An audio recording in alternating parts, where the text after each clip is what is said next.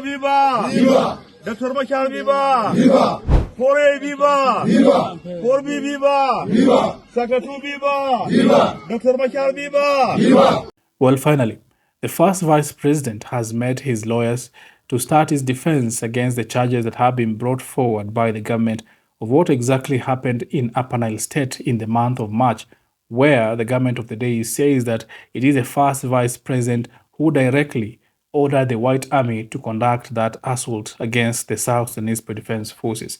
Well, that is part of the story, and I'm going to tell you what is the defense that the first vice president is trying to put up against the government. As well as in this video, I'm going to give you the similarities of what is happening in South Sudan as to politically what happens in Uganda. Is Salva Kiir copying Museveni because of treason charges to opponents, family in top offices, and that promise of no stability without me? Is South Sudan slowly becoming Uganda 2.0? Well, this is bona fide. If you haven't subscribed, kindly subscribe and hit the notification button so that when I release something new on South Sudan, you get notified as soon as possible. Well, the first vice president of South Sudan, Dr. Riek Machar, has been accused by the government of the day of being involved in what happened in Upper Nile State in the month of March. He has since been under house arrest since March 26, 2025, and the government has now come up to accuse him of the following charges: treason, murder, crimes against humanity, destruction of public or military property, conspiracy, and financing terrorism. These charges relate to an attack that happened in March by the White Army militia on a military base in Nasir, Upper Nile State, which allegedly resulted in over 250 soldier deaths. Now, these formal charges that the first vice president of Sudan is facing have since led to his suspension from the president through a decree that the first vice president is suspended until the entire court proceedings have been finalized. But what is Salva Kiir's endgame in all this that is happening in South Sudan currently? This particular event has given an opportunity to the president of South Sudan, Salva Kiir, to legally remove from office Machar through Articles 101D of the Transitional Constitution and Section 38(1) of the Interpretation of Laws and General Provisions Act for justification until legal process concludes.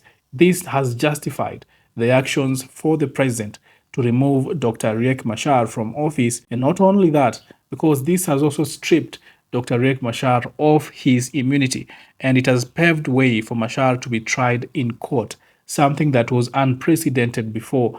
But the tying of Riek Machar to what happened in Nasir County has given the government of the day that opportunity to conduct all these proceedings against the first vice president. And through all these systematic proceedings, the government of the day is trying to appeal to South Sudanese people as being a government that is following the constitution in what is supposed to be done in the country. The government is trying to appeal to South Sudanese as a legitimate entity that is there to follow the rule of law. Of course, all this is political, and this process is now used by the government of the day to weaken Machar's position, the house arrest, the suspension, the charging, and the preparing of trial proceedings. President Salva Kiir is aiming to diminish Machar's political power and position an interim leadership to take over Machar's place. Of course, any interim person or entity that is going to take over Machar's place is not going to be as powerful as Riek Machar has been. This is a systematic way of how Salva Kiir is trying to do away with Riek Machar right at this moment, because Salva Kiir knows, and the government of South Sudan knows, that there has to be an election soon. And of course, despite the fact that Riek Machar could be linked to what happened in Upper Nile or could be linked to other clashes that have been going on in the country, these particular public proceedings and public mentioning and the systematic way of constitutionalism is in effect a power play, a political play by the government of the day, just trying to position itself over what is coming up in South Sudan. Of course, the trigger event for all these proceedings in South Sudan right now is the Nasir attack that happened in March 2025. And aside from the elections that are looming in South Sudan, it is also important to note that this is happening because of the exploitation of SPLM fractures. The government of the day right now knows that the SPLM-IO is deeply fractured. There are different factions in SPLM-IO and is trying to use that advantage of what is happening right now to cause more fractures and more people to leave SPLM-IO, including SPLA-IO, so that it can cause deep weaknesses within the opposition. And that is not all. This is happening right now because of the international distractions that are ongoing. We're talking about Russia, what is happening in Russia, Ukraine, what is happening in Israel, Gaza, what is happening in other places, Sudan as well. That is the international and regional bodies like AU, IGAD, the UN are so much fixated on other events that are happening across the world. And this was the opportune moment for the government of South Sudan to continue with these kind of proceedings against the first vice president because of the distraction that is ongoing currently around the world. It's also important to point the fact that while President Salva Kiir and the first Vice President Riek Machar have had some alliances before, they've also had some serious differences in terms of policies and ideas. And it has been Salva Kiir's aim to finally get rid of the first Vice President Riek Machar. And this was the opportune moment the government took that it can start these proceedings to finally do away with the first Vice President Riek Machar. And while we are seeing some deep similarities between what is happening in South Sudan and what has happened also in Uganda, remember, the Uganda's forces are in South Sudan to assist the South Sudanese Defense Forces in fighting against the opposition forces in the country. There has been that bromance between the president of South Sudan and the president of Uganda.